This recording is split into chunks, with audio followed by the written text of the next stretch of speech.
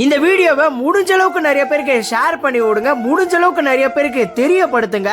தூத்துக்குடினாலே நம்ம எல்லாருக்கும் ஞாபகம் வர்றது உப்பளம் தொழிலும் உப்பள நிலங்களும் தான். ஆனா இப்போ அந்த உப்பளம் தொழிலை அழிச்சிட்டு உப்பள நிலங்களை அழிச்சிட்டு கப்பல் கட்டும் நிறுவனம் வரப்போதான். திமுக ஆட்சியிலேயே சொன்னாங்க 30 கோடிக்கு அந்த உப்பள நிலங்கள் எல்லாம் அழிச்சிட்டு கப்பல் கட்டும் நிறுவனம் வரப்போகுது அப்படின்னு சொன்னாங்க. அப்பவே அங்க இருக்க மக்கள் போராட்டம் எல்லாம் பண்ணாங்க. கண்டிப்பா மாற்றம் வந்தா நம்மளுக்கு ஒரு நல்லது நடக்கும் அப்படின்னு சொல்லிட்டு தான் அங்க இருக்க மக்கள் டிவி கேக்கு ஓட்டு போட்டிருக்காங்க. ஆனா இப்ப இருக்க கவர்மெண்ட்டும் அந்த ஒரு திட்டத்தை கைவிடுற மாதிரி தெரியல. சுமார் 1700 ஏக்கர்ல இருந்து 2000 ஏக்கர் வரைக்கும் இருக்க உப்பள நிலத்தை அழிச்சிட்டு இந்த கப்பல் கட்டும் நிறுவனத்தை கட்ட போறாங்களா? இந்த உப்பளம் தொழிலை நம்பி அவ்வளவு தொழிலாளர்கள் இருக்காங்க. அத்தனை தொழிலாளர்களும் பாதிக்கப்படுவாங்க. அங்க இருக்க மக்களுடைய கோரிக்கை என்னன்னா, எங்களுடைய தொழிலை அழிச்சிட்டு இந்த கப்பல் கட்டும் நிறுவனம் வரக்கூடாது அப்படின்றதான் அவங்களுடைய கோரிக்கை.